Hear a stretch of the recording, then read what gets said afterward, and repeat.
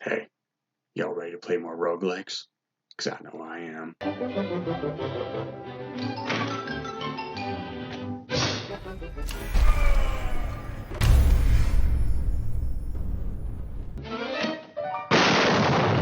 I know I just did a video praising a game for being welcoming, but sometimes you gotta get back to the core of the roguelike experience, which is beating you over the head until you pull up your pants and do it properly this time. Although, to its credit, it does do the Ziggurat 2 thing of having shorter playthroughs initially to be less daunting to first-timers, but it may give a poorer impression of the regression, because at plus 2 damage per point of dexterity that's kinda pitiful. It really is after the first bosses that things start to get bananas, as values stack faster. But what makes Curse of the Dead Gods so unique and so consistently exciting are the corruption and light mechanics. These are extra layers that inform all short and long-term decisions. Light is simple on paper. When you aren't in the light, you take extra damage, and when you are, you don't. But that informs so many other decisions. Do I bother to light the sconce on fire or an enemy instead?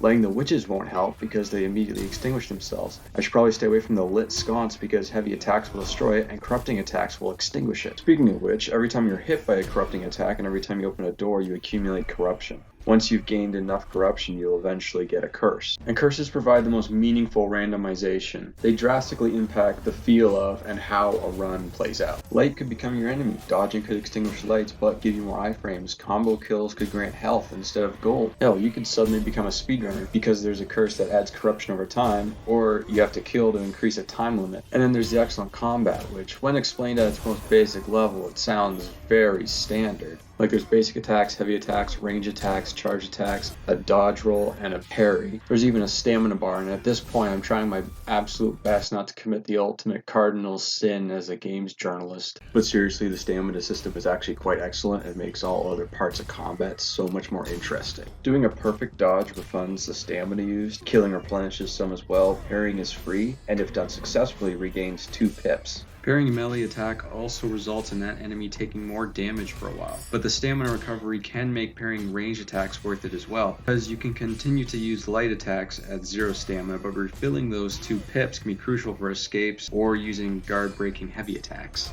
And there's the combo system, in this case called the greed kill system. The more kills you get in a row, the more money you get per kill. The combo will keep going so long as you aren't hit and you keep hitting stuff. This further emphasizes the aggressive style the combat already wants you to take and makes it even more tangibly effective. This also means that the no-hit chest challenge gives less whiplash because you've already been prepared for this. You could say something similar for the curses as well. They don't necessarily completely hinder your ability to get through the game, but they do light a fire under your ass when it comes to learning new ways to excel. Even the bonuses that you can select before a run can be quite impactful when emphasizing a playstyle, like the one that spreads the weakened status ailment to enemies when killed, which is very helpful against the blood hunter who only uses ranged attacks. So parry the jaguars instead, kill him, then he'll be weakened. Awesome. I also like the one that incentivizes switching weapons after each kill to get a larger damage boost. Curse of the Dead Gods generally does a very good job of making you use every tool at your disposal. A weak pistol can still be useful later because it can interrupt enemy attacks. And even when you can still mostly see where you're going, or you have other weapons to light sconces, the torch is still necessary when traversing because otherwise traps are invisible. Also, what's nice is that you can save and quit on any floor so long as you haven't moved a few steps from the entrance. As far as saving and roguelikes go, I guess that's not bad, so I'll give that a B-.